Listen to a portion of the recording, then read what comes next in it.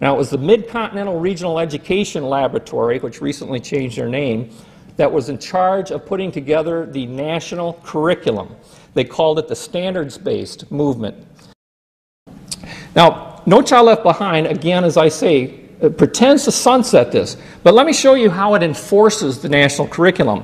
It says that the standards are voluntary. We all heard the term voluntary national standards for so long. Well, No Child Left Behind mandates that districts will be held accountable to the nation's report card, the National Assessment of Educational Progress. Secondly, they tell us that the National Assessment Governing Board's policy mandates that the content of NAEP reflect voluntary national standards. Folks, when you mandate something that's voluntary, it's no longer voluntary. Michael Chapman, American Heritage Research. This video is part of a set that deals with the United Nations Agenda 21 program. In this video, Mr. Chapman shares his shocking research about the development of what we now know as Common Core standards-based curriculum. Common Core is part of the UN globalist Marxist One World government plan known as Agenda 21. Start our second session this afternoon. You heard this morning about all the plans to transform your communities and rob your property and rip your whole communities apart in the name of sustainable development and smart growth. The question has been asked many times how the people who are perpetrating these things expect to do this and make it last when you have a nation of people who were raised and educated on individual rights and the Constitution and so forth. And the answer to that is that you steal a generation of children and you indoctrinate them so that they accept these ideas and they become global citizens in the coming global village. And that's exactly what we're going to talk about here this afternoon. Michael Chapman is an educational researcher and an author. He is also a member of the board of the Maple River Education Coalition and founder of the American Heritage Research. Through research and study, the Maple River Coalition is finding a direct link between the restructuring of our schools through federal programs like Goals 2000 and School to Work, and the restructuring of our communities through sustainable development. Michael Chapman and his group have discovered that today, as revealed in the national curriculum standards, education is no longer about preparing our children to maintain true liberty in a sovereign America. Instead, it is about indoctrinating our children to accept citizenship in a future global village. Today, Michael Chapman comes to us from Minnesota to reveal how the so-called standards movement masked the true agenda to a radically transformed America. Please welcome Michael Chapman. Thanks, Tom. Thank you all for sitting in this long. It's been a long day, and you've heard some great speakers. You know, I couldn't help but sitting back in the back of the room listening to Michael Kaufman, and some of the local folks. I was back there just rapidly adding stuff to my presentation, trying to figure out what can I take out now to make room for it. So I'm really going to move fast. I'm very graphically intense on my presentation, so you'll want to be somewhere where you can see this board. I want you to know that we in Minnesota consider ourselves members of the People's Republic of Minnesota. And for Michael Shaw's benefit, of course, that's the Midwest version of the left coast. But realistically, Minnesota was the very first state in the nation, in fact, the only state in the nation, to sign the Declaration of World Citizenship back in 1971. Now, this was the same year that the EPA was instituted. And by the way, the gentleman who was the first head of the EPA was a man named William Ruckelshaus, who was the American ambassador to the World Commission on Environment and Development. So there's a lot of dots being connected through these things, and I'm going to connect the education dot for you. Now, I just want to go on to say that the state of Minnesota actually, as declared in this document, actually flew the UN flag over the state capitol building. Now, the citizens went ape. Here's actually a newspaper article showing that flag. The citizens went ape, so it wasn't too surprising that a year later we came out with the first environmental education plan. This is it. Now, one of the speakers I travel around the state speaking with is now a senator in Minnesota. So I got this document from her. I asked her if she could get a copy of it out of the archives at the Capitol, and sure enough, she did. She also sent me a copy of the original Declaration of World Citizenship that includes signatures. What you'll find out is from every single leader in politics in the state of Minnesota. Both House and Senate minority and majority leaders are representatives. Everyone. Hubert Humphrey signed this thing. Everybody signed this thing, thinking this was a wonderful thing. So it's not too surprising that the paper was all behind this and quoted George Bush, the country's new UN ambassador, said this: "It is President Nixon's deeply held conviction, which I share completely, that the whole UN system must be strengthened in the field of peace and security, social and economic development." Now keep in mind, this is before the term sustainable development was in vogue. That was a marketing term that cost the taxpayers millions of dollars to come up with in order to mask what this really is. This has been in our curriculum since then, and it's been nationally in our curriculum since 1994, every single classroom in America. In fact, I have challenged teachers as I travel around to say, show me any textbook, any subject, any grade, any page, and I will show you blatant propaganda meant to transform this nation. Lincoln once said, the philosophy of the schoolroom in one generation will become the philosophy of government in the next. We are reaping the consequences of having turned a generation of children over to this new system. It's not too surprising then that UNESCO, in their September 2003 conference on education for a sustainable future, came out and declared 2005 to 2015 the decade of education for sustainable development. You will be hearing this term everywhere you go from now on for the next 10 years. Education for sustainable development. And surprise, surprise, they named UNESCO the lead agency for that effort, who said their goal is to integrate sustainable development into all levels of education in order to promote education as a key agent for change. Now, what does that mean? If you go to the UNESCO's website on education for sustainable development, you will find out the new role of education. They state, Chapter 36 of Agenda 21 embraces all ways in which people learn about the world around them, develop the values and lifestyles, and assume their responsibilities as global citizens to prepare for the future. Now that's why I title my talk, Preparing Our Children for Global Citizenship. It is the right term, it is the right definition for the marketing word, sustainable development. And it encompasses more than just environment, as you've heard so far. They go on to say education is the primary agent of transformation towards sustainable development.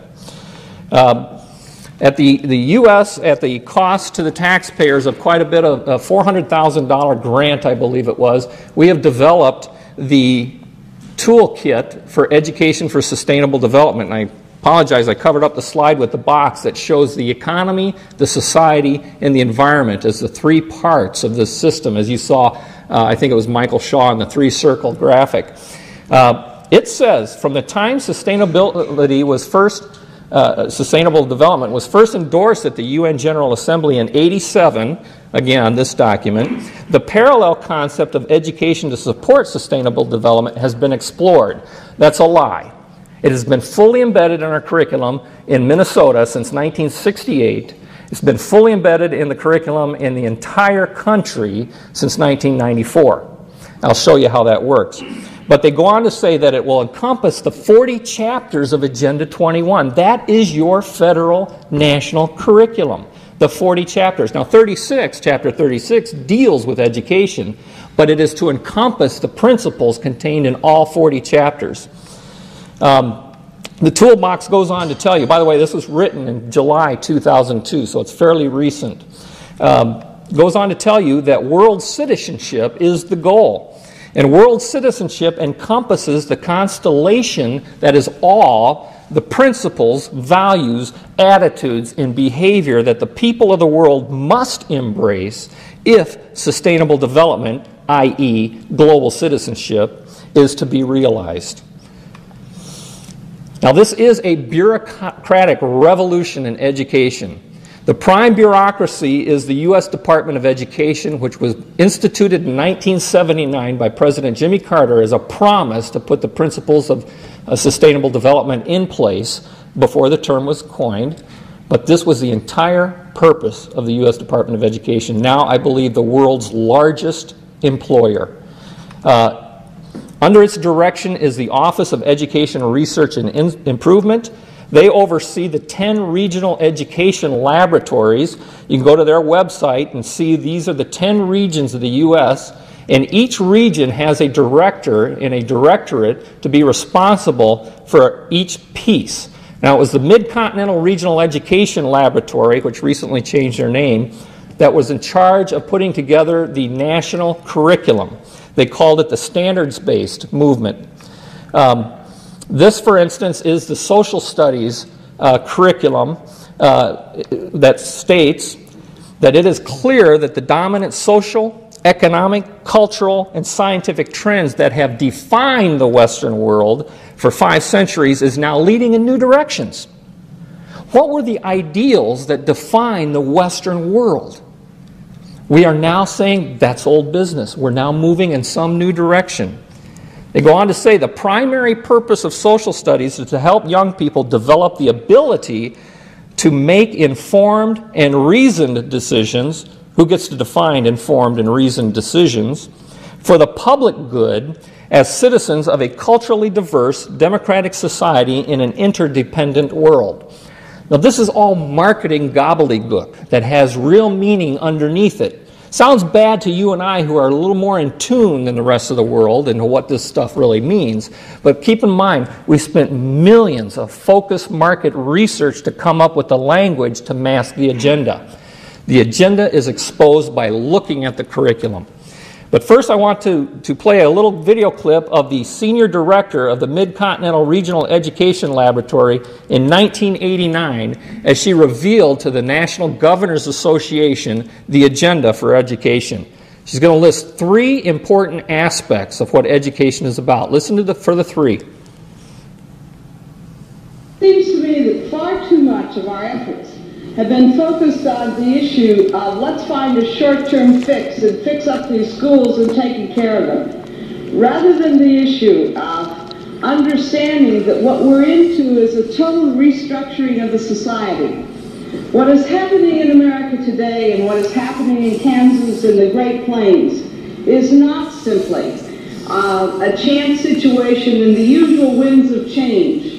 What it amounts to is a total transformation of our society. And the issue for most children and the issues for the society is that what has changed in education today is that we no longer see the teaching of facts and information as the primary outcome of education. During the past 10 years, we've been going through a reform movement. And that reform movement began with the governors of the nation, and basically what their concern was that they began to understand the very close relationship between economic development and human capital. Did you catch the 3 parts? Number 1, the total transformation of society. Number 2, facts and information, knowledge, is no longer the primary purpose of education. And number 3, the close connection between economic, let's call it sustainable development, and human capital, that is labor, human resource labor for a planned economy. Now, it shouldn't surprise you then to see this information in the Minnesota 72 plan. She said we've been working on this for over a decade. That was in 89. It goes back at least to 79. I have information that goes back to 1933, folks. It says environmental education is a new way of thinking. It is a lifelong process. How many have heard the term lifelong learning?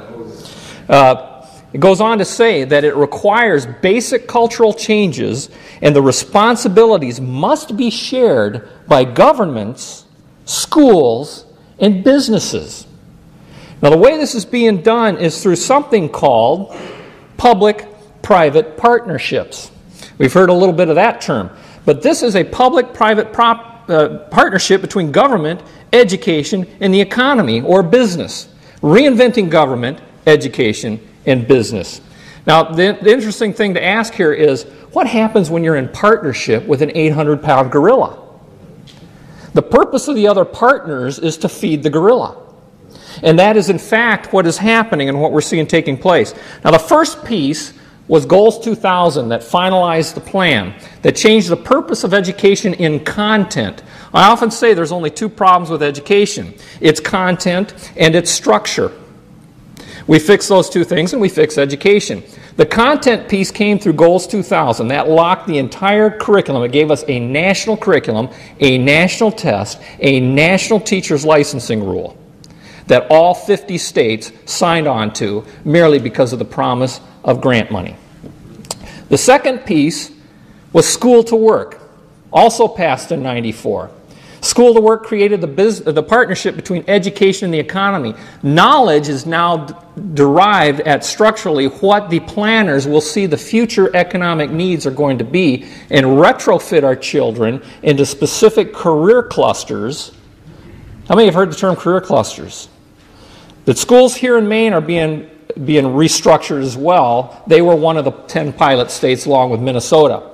By the way, under No Child Left Behind, they have now renamed career clusters smaller learning communities. Doesn't that sound nice? Nice. And those are the grants now that your districts are applying for to help implement the same system. Now, the third piece is less known. That is the Workforce Investment Act. That created the state and federal boards, and it created the local investment boards in the various regions of your state to manage the whole thing. Now, this Workforce Investment Act, the only thing I want to say about it is it brought in a new term that you need to understand: appointed representatives.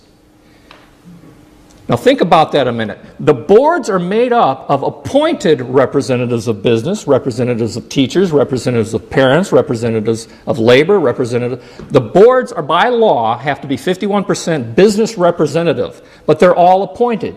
You see, in a free society, those groups should get to vote and elect their own representation. In a government tyranny, representatives are appointed to represent your interests. Read your documents. I found it all over Maine. All over Maine. Every single one of your boards, whether it's the sustainability boards, anything, is appointed representation. That alone is worthy of exposure. Now let's move on. No Child Left Behind locked the entire thing in place at the pretense of sunsetting Goals 2000 and School to Work. Keep in mind, Goals 2000 and School to Work were originally passed with sunset dates. They were just a little late in sunsetting them. Think of it this way. It takes 2 booster rockets to get the shuttle in orbit. Once the shuttle is in orbit, they can reject or sunset their boosters. Now all you need is to maintain orbit. No Child Left Behind is maintaining orbit of the shuttle of this system. It is the accountability measures put in place to ensure every state complies. Now here's one of the ways that all 3 pieces of the Goals 2000 School to Work, Workforce Investment Act are all part of a single plan. You can't assume they're different ideas. They are all part of a single unit plan. Now, No Child Left Behind, again, as I say, pretends to sunset this. But let me show you how it enforces the national curriculum. It says that the standards are voluntary. We all heard the term voluntary national standards for so long.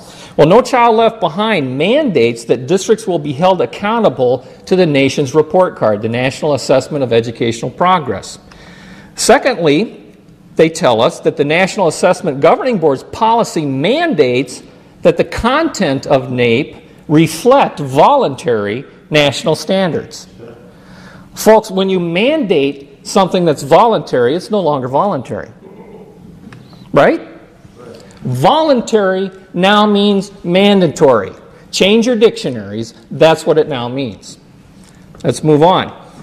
Now, I'm going to go through the 3 parts of Shirley McCune's, and I'm going to go through them in reverse. First, the economic connection to education. This is our Minnesota State education document that explains the 3 circles of this system. Note, it is education reform tied to workforce preparation aimed at economic development. Look at the center, the 3 words in the center, school to work. School to work is the nut that holds the whole radical thing together. Now that has now been replaced with a new term, workforce investment boards. Isn't that convenient in the official documents?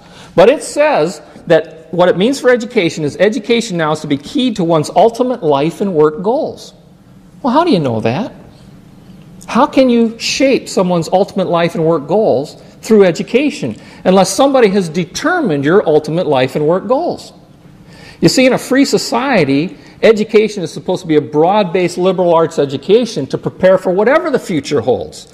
This system says, we alone know what the future is, and we're going to retrofit you with what you need to meet those needs. That's the difference between the 2 systems of freedom and tyranny. Now, the document goes on to say that school to work is a whole new way of thinking, a revolutionary approach that will recreate these concepts. Now, when I say it's a revolution, I'm called a conspiracy wacko in Minnesota. Well, I'll tell you what, that's because I'm a property rights guy, okay? That's what makes me radical. You know, the real radical writers are the Rockefeller Republicans who are helping put this whole system into place too. The new mission of education in Minnesota states to create a seamless system of education and workforce preparation for all learners tied to the needs of a competitive marketplace. Notice it does not say free marketplace. China has a competitive economic market. They compete with us in the economic system. What's missing in China is freedom. You will not see the term free market anymore in any government document that's tied into this system. You will not. I can't find it. The only time I've ever seen it is in the history standards when they're talking about what has been. The new term is competitive economic marketplace. You don't have to be free to compete in a state-planned economy. This is our blueprint, and it tells us that based on federal and state research where job growth is anticipated, St. Paul secondary schools will consider 6 career clusters as the focus of their small learning environments. Now, in Minnesota's northwest region, this translates to taconite. So we're advertising people going into taconite mining production. That's the first mining step towards the production of steel. And they advertise with taxpayer dollars. Would you like to earn $65,000 per year in wages and benefits? Go into taconite. And all these high school kids are saying, hey, that sounds pretty easy for 65 grand. You know what the problem is? Right now, northwest corner of Minnesota has 30,000 laid off taconite production workers who'd love to be earning $65,000. This is government planning 101. Doesn't work. In fact, you can see here on the government's own projection that taconite is a dying industry in Minnesota. But what do we really need? Burger flippers. You see, we need labor for service industry now. But this source is the same source that gave us the taconite brochure. You see, in a state-planned economy, the left hand often doesn't know what the other left hand is doing. They're confused. It doesn't work. Can you imagine if you were able to predict this kind of future to retrofit your children for the future needs, how brilliant you'd be at the market? You know, these folks can't even get that right. How are they going to retrofit our children for what they perceive the future needs are? I want you to hear, though, how the left really believes they know the future. This is State Senator Steve Murphy. What we're seeing right now is that about 80% of all the jobs that we're going to have in the future, you're going to need some sort of technical expertise. About 20% of the jobs in the future will require some sort of 4-year education or beyond We're talking the doctors, the lawyers, the administrators, the engineers, those types that are changing are in the labor pool. The people that are actually doing the work, people call it menial labor. I don't. The people that work in factories, people that use their sweat and toil, you're going to be splicing wires for AT&T or whoever, and that's where the majority of the jobs are going to be in the future. And we need to have our students aware of that, so they don't make bad decisions after high school. Can you believe what you're hearing? He knows the future. And the concept here is it's a waste of state resources to train someone beyond their station in life. This concept came out of the polytechnical system, by the way, of Eastern Europe. This was the idea that the state will train you for your specific station in life. Now, the best education was reserved for the kings and queens' children, those who would one day grow up and rule the nation. You see, the problem is, in America, we're supposed to be a self-governing nation. All of our children are the princes and princesses who will one day grow up to rule this nation. And they deserve that broad-based liberal arts academic education, whether they're a truck driver or a doctor and lawyer. Thank you very much, Steve Kelly. This is where we're at in the name of educational progress. What are we seeing right now? Now, we call this the Knowledge Society. Peter Drucker, how many have heard of Peter Drucker?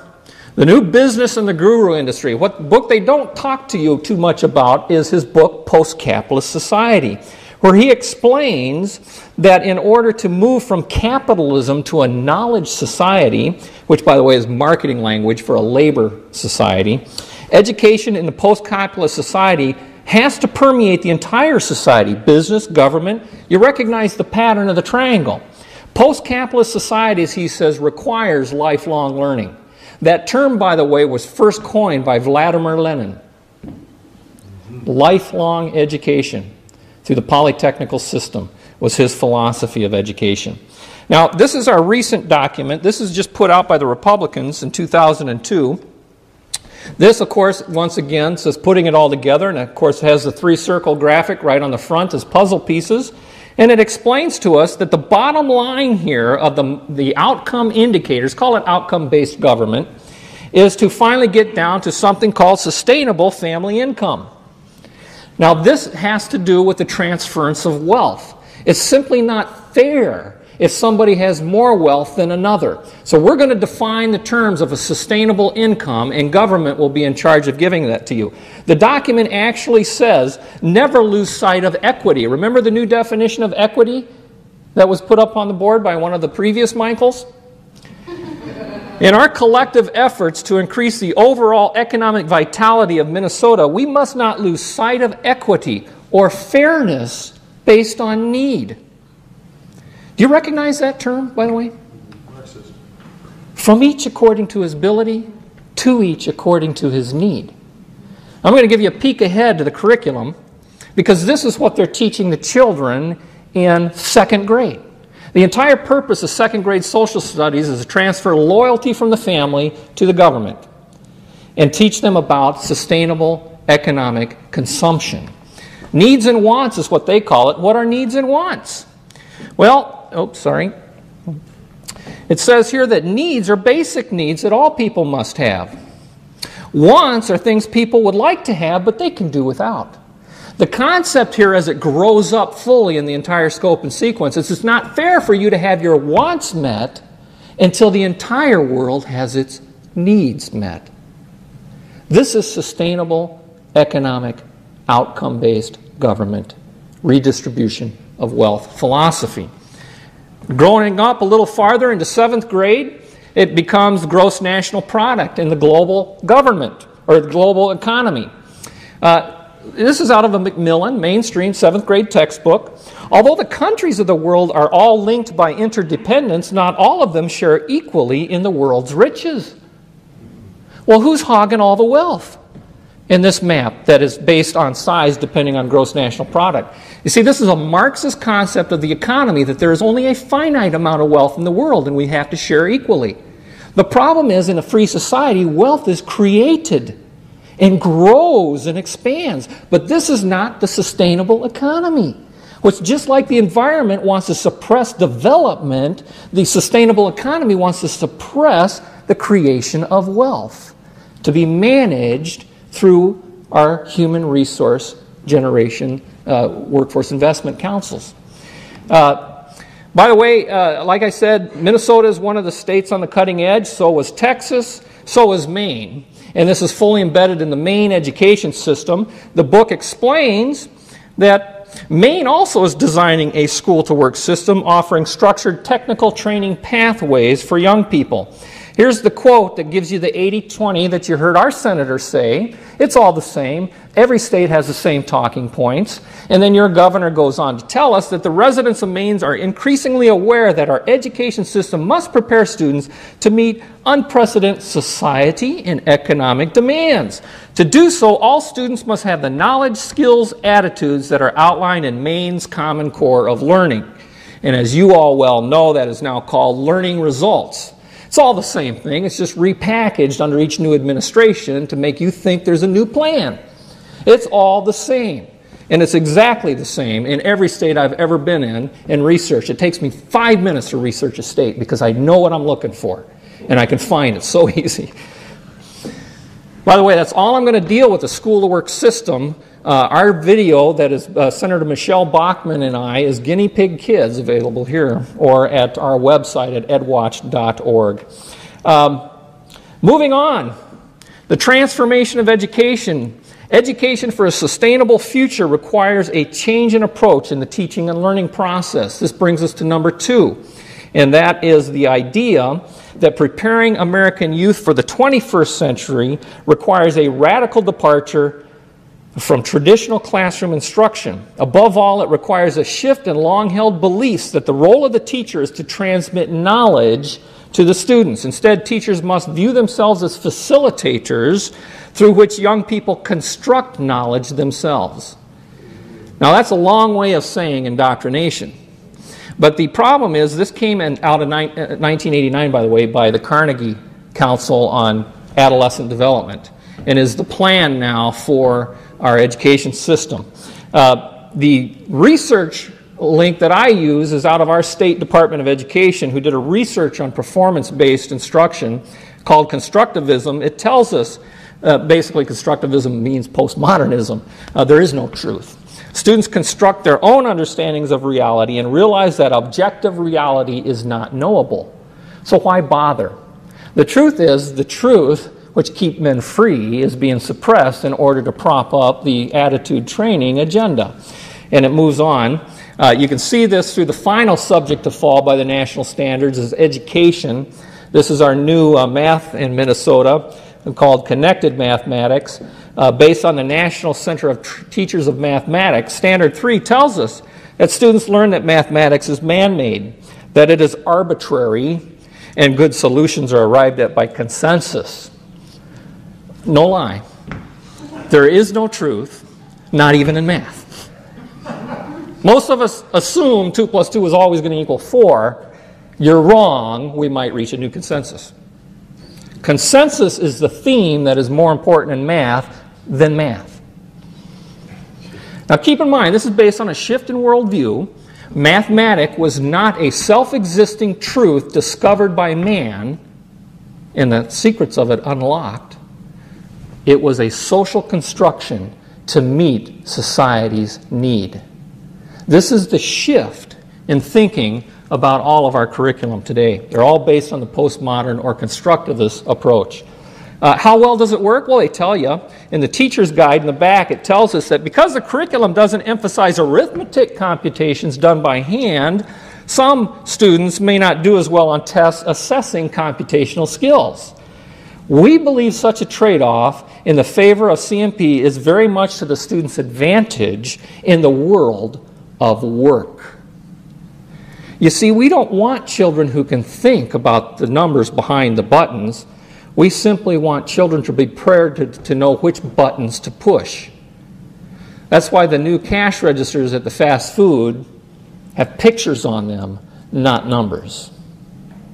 Our children are mathematically illiterate on purpose. How do I know on purpose? Why isn't this just a basic bad idea? because the Sustainable Development Plan tells us so. Generally, more highly educated people who have higher incomes consume more resources than poorly educated people who tend to have lower incomes. In this case, more education increases the threat to sustainability.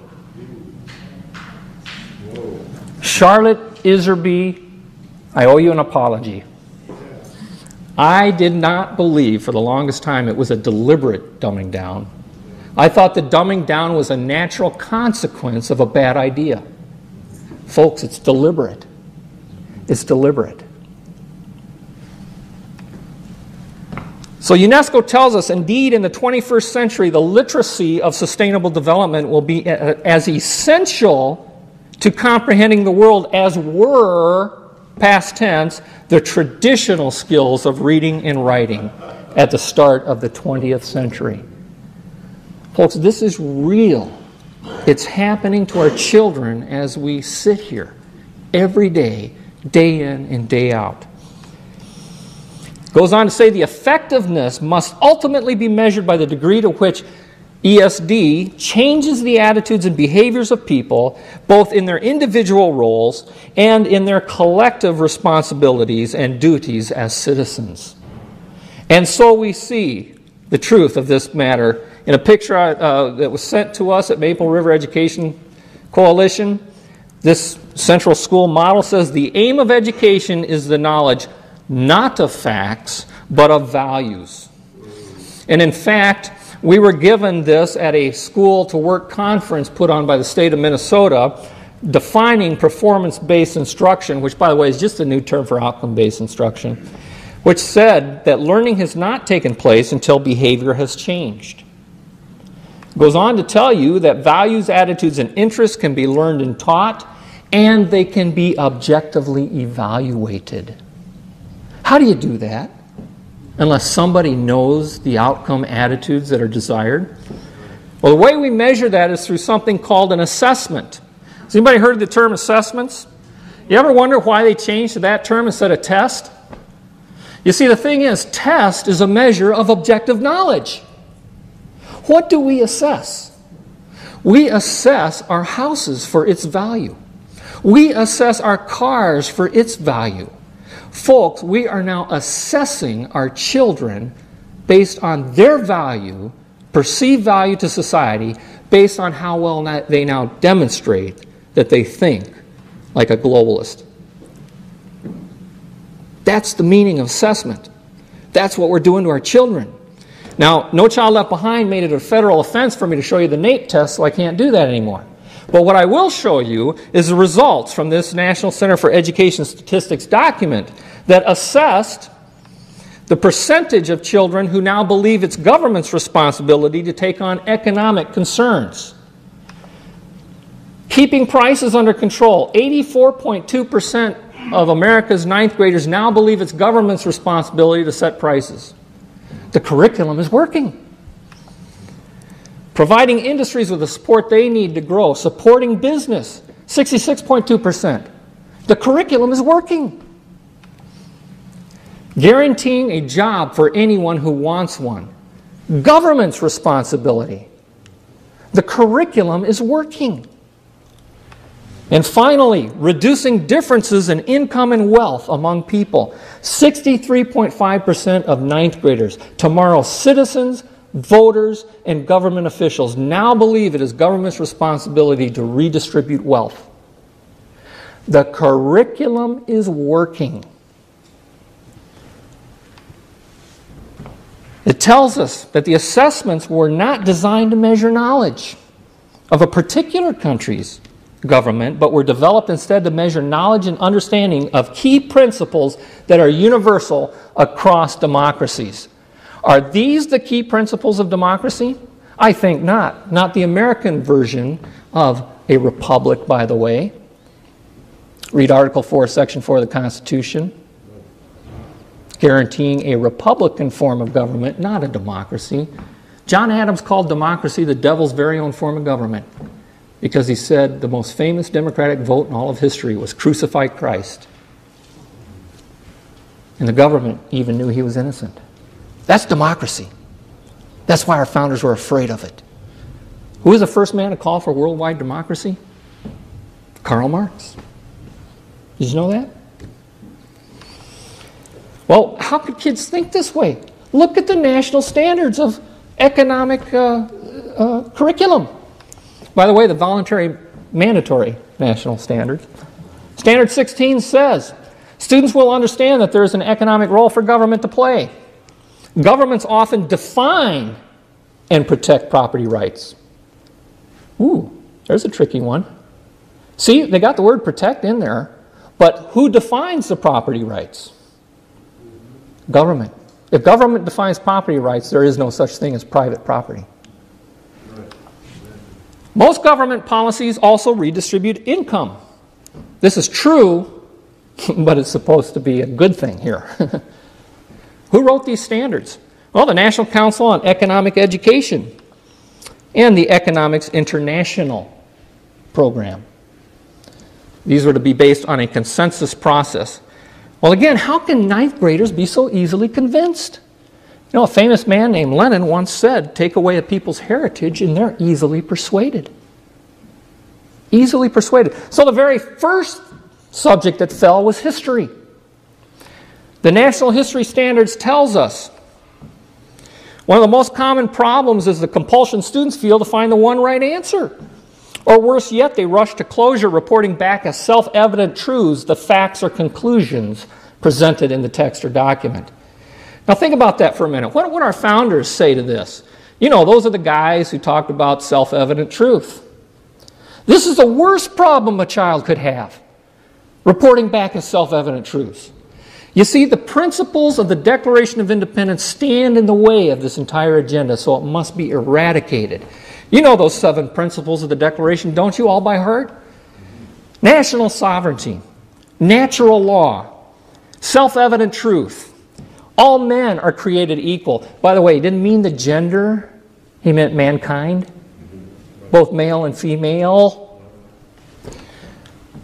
Creator-given unalienable rights that included life, liberty, and the pursuit of happiness or property. Government's purpose to secure these rights, and finally, popular sovereignty, the consent of the governed. These are the principles that stand in the way of sustainable development.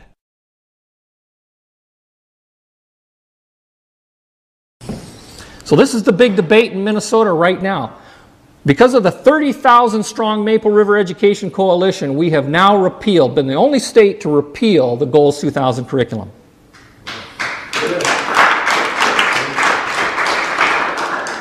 The debate now shifts to the replacement principles.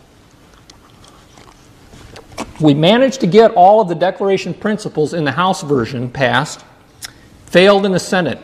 When it came out of conference committee, they were gone.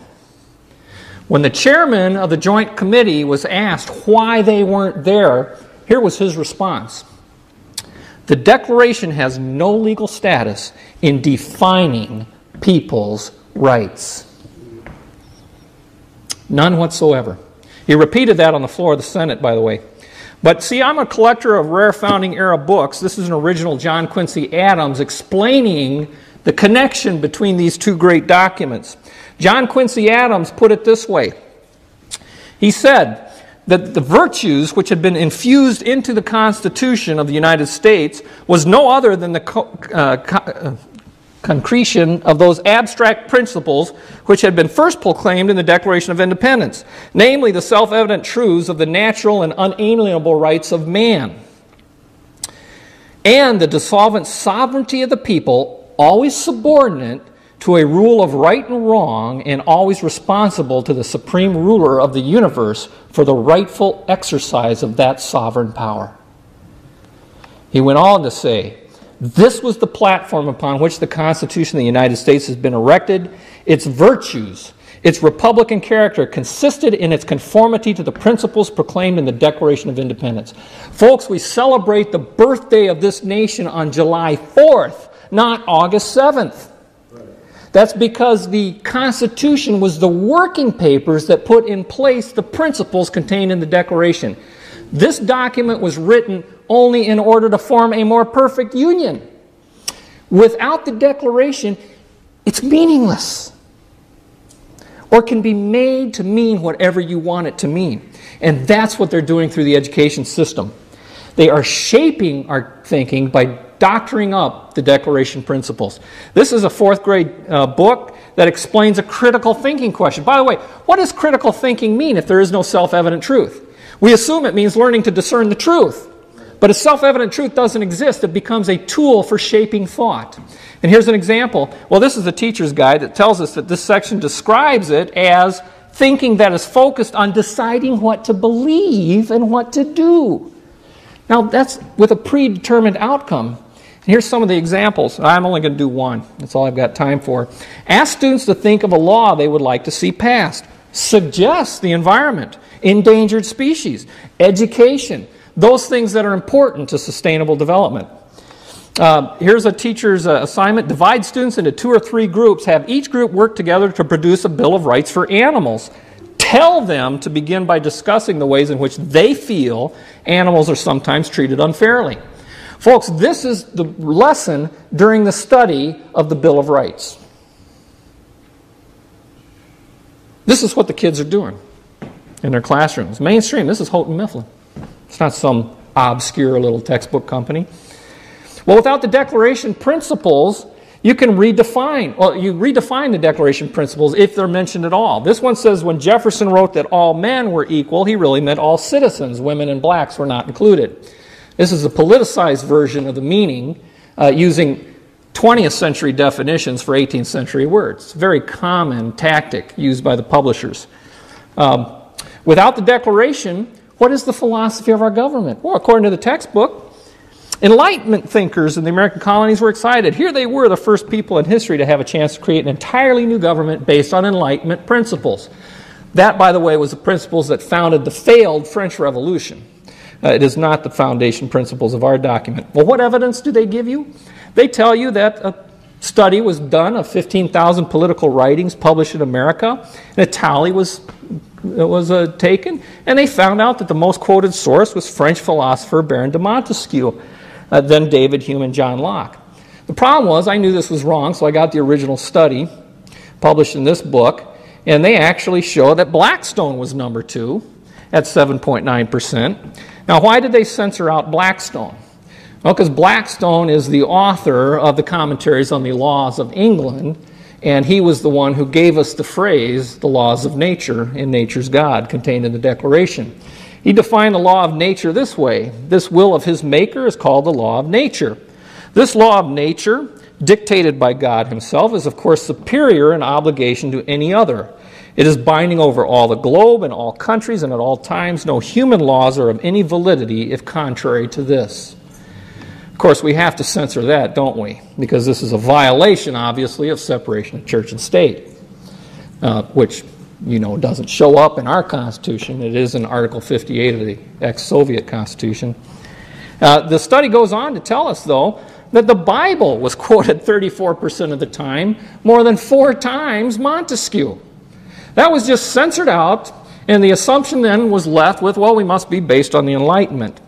The study went on to say, although the citations came from virtually every part of the Bible, St. Paul was the favorite in the New Testament, especially the parts of his epistle to the Romans in which he discusses the basis for and limits on obedience to political authorities. Folks, this is what justified the revolution. It was based on natural law, a higher truth than man. Whether you believed it or not, this was good for all societies. This did not mean that you had to believe what they believed. This is just what we were based on. To teach this in public school isn't establishing a church. It's simply history lessons. To leave it out is nothing short of censorship. And I cover a lot of this kind of documentation in my video, America's Censored Heritage. I'm not going to go through much more of that. Let's move on. Without the Declaration principles, the Constitution can be made to say whatever you want it to say, and that's the way they're teaching it to our children. Did you know you could change the Constitution without amending it? How many knew that? Well, that's what the lesson teaches. This is the gospel truth to children in 8th grade. Most popular textbook in America, by the way, up until 1994 when it was replaced by the better stuff. The Constitution is not a rigid document. Because of imprecise language in some sections, it's open to interpretations. Most historians, have you noticed it's always most historians? And you can't find one, but most historians feel that this is more of a strength than a weakness. It moves on to say, by unofficial change method is meant first the Supreme Court's interpretation, which differs sometimes from court to court depending on new justices. Now this makes perfect sense. I mean, if 2 plus 2 is 4 only by consensus, well, certainly the meaning of the Constitution is going to be by consensus. Postmodern activist Justice Breyer told us that the men who wrote the Constitution left many important areas open to interpretation. Breyer said in a speech Monday at New York University, did he learn his lessons in school well? He must have been paying attention in class that day in 8th grade. The philosophy of the schoolroom in one generation will become the philosophy of government in the next. This is what they all believe today.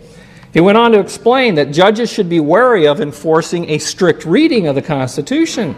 Well, we don't want to go to what the founders actually meant. We want to interpret it for ourselves based on what society needs today. He went on to say those more literalist judges who emphasize language, history, tradition, and precedent cannot justify their practices by claiming that is what the framers wanted. Notice, by the way, it's always framers, no longer founders, because foundation suggests something that doesn't change very easy. You can always remodel your house and build a new frame. The framers did not say specifically what factors judges should emphasize when seeking to interpret the Constitution. Well, unfortunately, Justice Breyer never learned his history. Otherwise, he may have written or read Thomas Jefferson, who on June 12, 1823 said, on every question of construction, carry yourselves back to the time when the Constitution was adopted. And instead of trying what meaning may be squeezed from the text, conform to the possible one in which it was written. Pretty good advice from a founding father that is so dearly loved by the left. Well, what about the Ten Commandments case in Alabama? Anybody been following that? Let me ask you a question. What law did Chief Justice Moore violate? You know, they always say, oh, he violated the separation of church and state. But you know, that clause starts out by saying, Congress shall make no law. Is Judge Moore Congress? Who's closer to Congress, Judge Moore or the Alabama federal district judge? Which judge of these two violated the 10th Amendment? You know that one that's no longer taught in schools. The powers not delegated to the U.S. are reserved to the states or the people. Justice Moore stood in front of the judge and said, I will remove those 10 Commandments now if you tell me what law I have violated. You won't hear that in the mainstream media. The judge couldn't tell him one because the First Amendment guarantees there will be no law. How can you violate something that says there will be no law? Nobody knows this stuff, folks, because the media is part of the problem, isn't it? It's the reason, by the way, our founding fathers invented the committees of correspondence to get around the British-controlled press and get the truth out to the colonists. You see, this connection here in the internet is our committees of correspondence. And we're starting to scare them a little bit. Thank God. Thank God for freedom. By the way, here's some 10 Commandments. Anybody recognize this building? It's the U.S. Supreme Court, the East Portico, over, by the way, the title Justice, the Guardian of Liberty. Cornerstone document, the 10 Commandments, that Blackstone told us was the basis of natural law. We used to teach this in our schools, by the way. This is a really liberal state book. This is a Massachusetts textbook on government. It's a series of questions. Is there a higher law than the Constitution? The Constitution is the highest human law, but the law of God is the highest of all laws. To whom are the representatives responsible? To the people and to God. Do laws which restrain a man from doing wrong infringe on his liberty? This is my favorite. They do not, because he has no right to do wrong. Profoundly simple if we taught that there is such a thing as right and wrong. We have replaced that now, folks. You know what with? Read your curriculum. Tolerance and intolerance. That's the new morality. And your children are being indoctrinated to tolerate all ideas as equal. That is the true meaning of the term. Look it up in your dictionary. That definition has gone through a metamorphosis. It no longer means putting up with something which is not acceptable, which is what it usually meant. It now means you must respect and honor the beliefs and behaviors of all. Look it up. It's changed in every dictionary I've looked it up in. If one were free to do right and secure against wrong, what would we have? Perfect liberty. It's what we had for 200 some years. The longest known successful form of government in the history of the world is the United States under its current Constitution. Now we begin to redefine it, but it's still hanging on tight by its fingertips as long as we don't let it slip away from us. Without the Declaration of Principles, the Bill of Rights means whatever. The best way to look at the true meaning of this amendment, Second Amendment, is to look at what the courts have said about it. Oh, really? Generally, the Constitution is considered to be a living document. No, it isn't. It's a bedrock document. Not anymore. Not under the current interpretation. It's shifting sands, and we're building our house on the sands, aren't we? Constitution is considered to be a living document, which means that the interpretation changes to meet the needs of the times. The judges and courts of each generation provide the interpretation of the document. In this case, the courts, the Second Amendment only provides the right of a state to keep an armed National Guard. A blatant, historic lie. Without the Declaration of Principles, the Bill of Rights limit the people rather than Congress. May citizens enjoy rights that are not listed in the Bill of Rights? Keep in mind, they no longer teach the 9th and 10th Amendment. Teacher's answer? No. No. The Bill of Rights is now being interpreted to our children as a document that limits the people. Without the Declaration, government no longer secures our rights, it defines and grants them. Remember now, the national standard said governments often define property rights. Here's a good one for Mary Alice. The new way they're teaching it, zoning is a system of land control that gives governments the power to define and use land in certain areas. We heard how that shifted. Michael Kaufman did a beautiful job of explaining the shift that has taken place. It's been our curriculum this way for 15 years, at least. I've traced it back 15 years.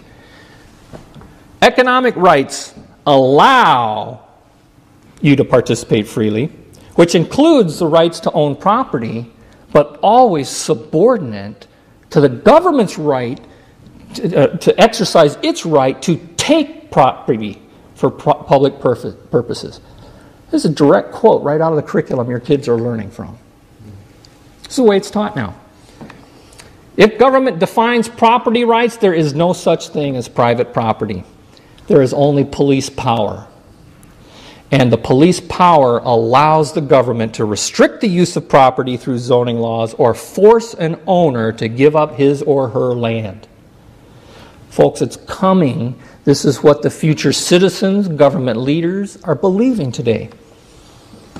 Governments sometimes use the power of eminent domain to protect the environment.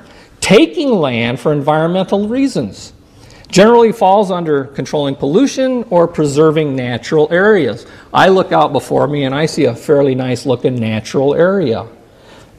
5 minutes. This is telling us that the government has the right to take it based on that criteria alone. This is the next step in the progression of what we're fighting today. We may win the battle today, but you can't teach an old dog new tricks. You can teach new dogs new tricks.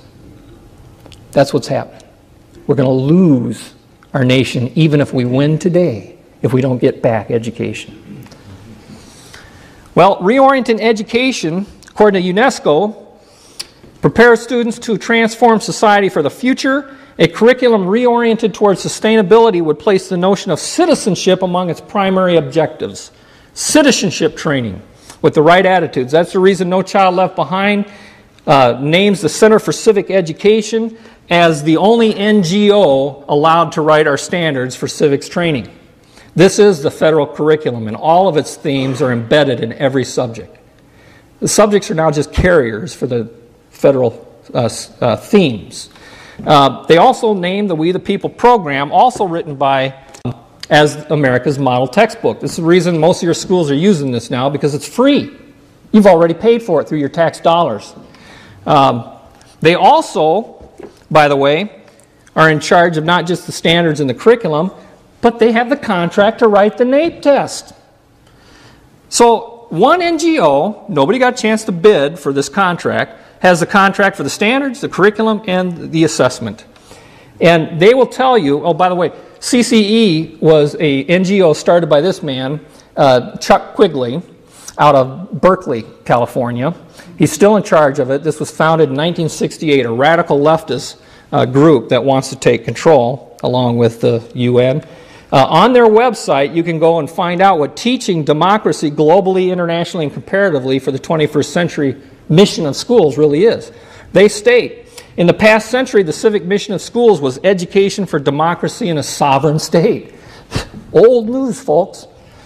In this century, by contrast, education will everywhere become more global and international, and we ought to improve our curricular frameworks and standards for a world transformed by globally accepted and internationally transcendent principles. Those things which, according to these radicals, believe is central and common to all such nations. Lowest common denominator, by the way. If you want to read more about the federal curriculum, Alan Quist's book, Fed Ed, is a must-read. But let's start with the curriculum. It opens by telling you the primary purpose of this textbook is not to fill your head with a lot of facts about American history and government. Well, at least they admit it. They go on to tell you in their final chapter, always read the final chapter, it tells you where they're taking the kids. This lesson looks to the future. You focus on some major developments taking place in our society that are likely to affect the very nature of citizenship during your lifetime. When you complete this lesson, you should be able to explain how our nation's greater interdependence with the rest of the world is changing the pattern of civic loyalties. This is the real meaning of civics education and why it is endorsed by No Child Left Behind. Textbook goes on to tell you that we will be studying about the global village, and it ends by asking the question, what advantages might be offered by world citizenship? What disadvantages? Do you think that world citizenship will be possible in your lifetime? Folks, if you read this book, the answer is, oh yeah, I can't wait. I can't wait. That's what our kids are learning now. This is a calendar in Minnesota, Apple Valley School District, that tells us that learning for a lifetime means our graduates will be global citizens who see themselves as part of an international community. This is the movement in education, and global citizenship is one and the same with sustainable development. What they do is they declare the Bill of Rights old-fashioned. The fundamental and lasting as its guarantees have been, past tense, the U.S. Bill of Rights is a document of the 18th century reflecting the issues and concerns of the age in which it was written. They go on to explain then that they are considered negative rights because they prevent the government from acting, which is true. But they go on to teach that it is doubtful that the founders had in mind an uncritical acceptance of the wisdom of the past. And it is within the sovereign authority of the American people to revise or abolish entirely the Bill of Rights. Now that I told to a very conservative U.S. congressman who said, well, you know, that's true. And I said, not if you believe that these are unalienable God-given rights. Only if you believe that they are given by man. And he was like, you know, you're right. I never thought of that. This was a U.S. very conservative congressman. What did they promote? The positive rights, the Universal Declaration of Human Rights.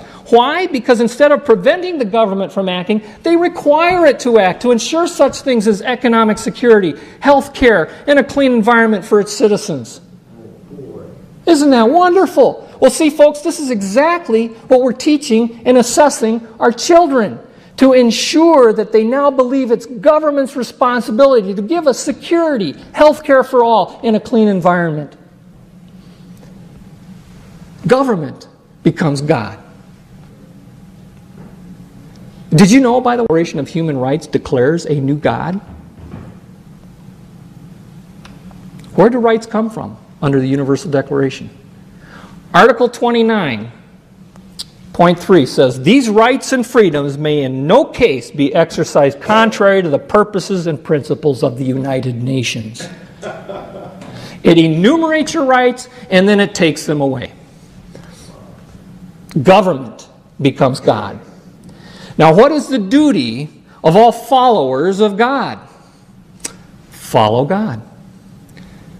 What is the duty of citizenship? It means to serve your benevolent master. Citizenship now in the national curriculum is defined as the status of being a member of a state, one who owes allegiance to the government. One who owes allegiance not to the principles upon which freedom is based, that we may judge government, but government. This was exactly the defense of the Nazis at the Nuremberg trials. Exactly. The only way they were convicted is even then the international court, represented by U.S., appealed to a higher law than government. This is the true meaning of the rule of law. Law is king, not king is law. It's Lex Rex, Samuel Rutherford, his principles. Civic virtue, isn't that something we want to teach our children? You're wary now. Not under the new definition. The dedications of citizens to the common good, even at the cost of their individual interests or rights. This is a Maple Grove 7th grade test. The term sovereignty refers to the absolute authority a government has over its citizens. This is a correct answer. Are they talking about the U.S. here? Neither the United States nor Russia are sovereign states. The right answer is false, because our government has absolute authority over the citizens. How in the world can they believe that to be true? Take away a people's heritage, and they're easily persuaded. That's how. Let me play a little clip from you from the debates in Minnesota that just happened over the writing of the new standards. Let me ask you, Senator Kelly, I also noticed missing from the current standards that was in the House version was also other such principles such as national sovereignty, natural law, and free market enterprise. That would be something that we would be looking at as our commissioner takes up now the writing of the social studies standards. Why would your committee not include national sovereignty, natural law, which is referenced in the Declaration of Independence, and free market enterprise? Why would the committee fail to include those basic American principles, Mr. Kelly? Senator Kelly. Senator Kelly, Mr. President, Senator Bachman, like everything that happens in conference committee, it was a compromise. They just compromised away our freedom. They know, folks, the Declaration is key to winning this battle. That's why the fight in Minnesota is now over the Declaration principles. I want to recap real quickly the Declaration principles versus sustainable development. National sovereignty is replaced by world citizenship. Natural law is replaced by positive law. Constructivism replaces self-evident truth.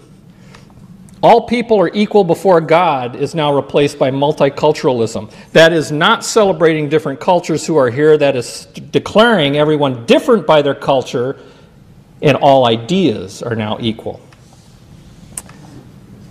Equal opportunity was under one. Equal outcome is now the rule of the day. Creator-given unalienable rights is now government-defined rights. Purpose of government was to secure rights. Now the purpose of government is to distribute fairness. Popular sovereignty has been replaced with absolute power. Folks, I rewrote the Declaration of Independence years ago based on what I was learning in the curriculum.